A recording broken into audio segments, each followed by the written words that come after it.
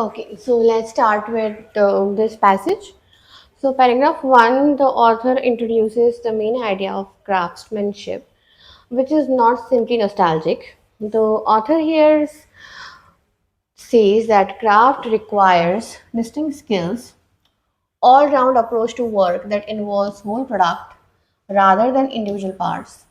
And it also involves attitude, devotion, focus on the communal interest. And the concept of craft emphasizes the human touch and individual judgment. Now, when you move to the second paragraph, after concept of this particular craft, what it requires, essentially the craft concept seems to run against preponderant ethos of management studies as the academics note. So, what are these preponderant ethos? These are some large in number postulates and which have long prioritized efficiency and consistency. So, craft skills were portrayed as being primitive and traditionalist. Coming to paragraph number 3, there is a contrast between artisanship and efficiency. Okay, so first came to the fore in 19th century and British manufacturers suddenly faced competition from across the Atlantic as firms developed American system using standardized parts. So what happens there is they have given the example of single sewing machine and it showed potential of mass produced device and this process created its own reaction first in the form of arts and crafts movement of the late 19th century, then again in the small is beautiful movement 1970, and there was the last movement wherein the the third craft movement, as in being aware of environmental impact of the conventional industry. Now, what happens when we talk about para 4 and 5? There are two potential markets for those who practice craft. So, the first is existence of the consumers. Okay, so there must be good consumers paying price for the goods that are deemed to be of extra quality. Second market is consumer who wish to use their purchases to support local workers or to reduce their environmental impact by taking goods to craftspeople to be mended or recycled. Okay, now what happens for the workers? The appeal of craftsmanship is that which allows them the autonomy to make creative choices and thus makes the job far more satisfying. So, in that sense, it could offer hope for the overall labor market. Let the machines automate dull and repetitive tasks and let workers focus purely on their skills, judgment, and imagination. As a current example, the academic side, the Agile Manifesto in the software sector an industry at the heart of technological change. The pioneers behind the original Agile or the fast moving manifesto promised to prioritize individuals and interactions over processes and tools. Okay, so by bringing together experts from different teams, Agile working is designed to improve creativity. Fine. So, but the broader question is whether crafts can create a lot more jobs than they do today. So demand for crafted products may rise, but it will be easy to retain workers in sectors that might get automated, such as truck drivers, to take advantage. So in a world where products and services often have to pass through regulatory hoops, large companies will usually have the advantage. So history also suggests that the link between craft and creativity is not automatic. Medieval craft guilds were monopolies which resisted new entrants. They were also highly hierarchical, with young men required to spend long periods as apprentices and journeymen before they could set up on their own. By the time innovative spirit may have been knocked out of them. Now, what happens? Craft workers can thrive in modern era, but only and only if they don't get too organized. Means they need their own freedom or autonomy. So, what is the main idea behind this passage? It gives you the contrast between craftsmanship and mass production, emphasizing the value of craftsmanship in terms of quality, creativity, and sustainability. It discusses how craftsmanship offer autonomy and satisfaction to workers. And however, there are some challenges like refraining from workers, automatic industry, historical tendency of craft system to resist innovation. So ultimately what happens, the passage explores whether craftsmanship can play a significant role in the modern economy despite these challenges. Okay, now let's move on to the questions.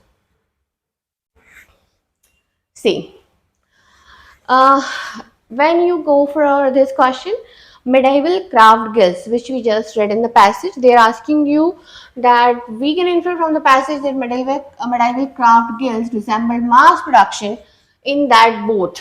Okay, so you will have the answer from para 3 as well as para 7. So when you have a contrast between artisanship and efficiency, first came to the fore in 19th century American system. This particular example of worldwide success of single sewing machine. You will see the potential of mass-produced device. Okay. And when I come to medieval craft guilds in paragraph number 7, we are talking about those who existed wherein they were having monopolies and they resisted any new entry into their guilds or the groups. Guilds were basically the communities or groups, okay, or even sometimes some villages who used to work as an artisan or as a craftsman for a single craft. Okay, so they were highly hierarchical, sorry, with young men required to spend long periods as apprentices, okay, and journeymen before they could set up on their own. So by that time, the innovative spirit may have been knocked out of them because there was no innovation. Fine. So you can say first one, discourage the innovation by restricting entry through strict rules.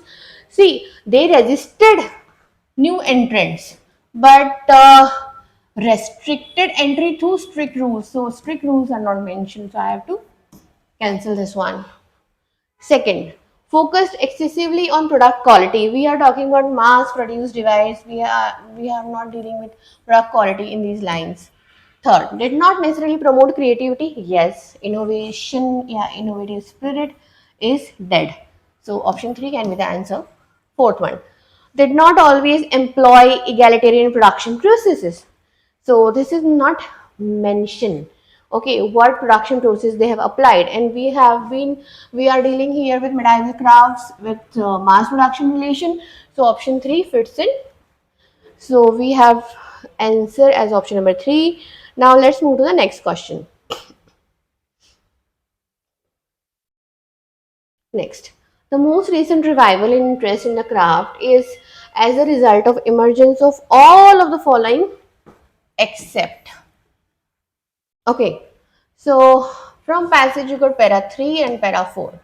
A third crafts movement emerging as people become aware of environmental impact.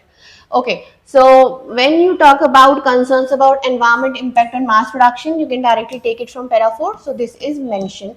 You have to find out except. Okay, so a niche market for discerning buyers of quality products.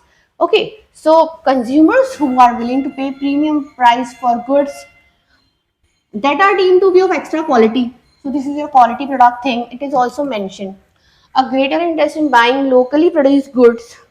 So reduce impact by taking those mended or recycled existence of consumers. And the second market lies in those who wish to use their purchases to support local workers. So everything is given. Locally produced goods means they are supporting the local workers. Support for individual creation as opposed to the mass produced. So this thing is not mentioned. So when accept is asked, so my answer becomes option number A.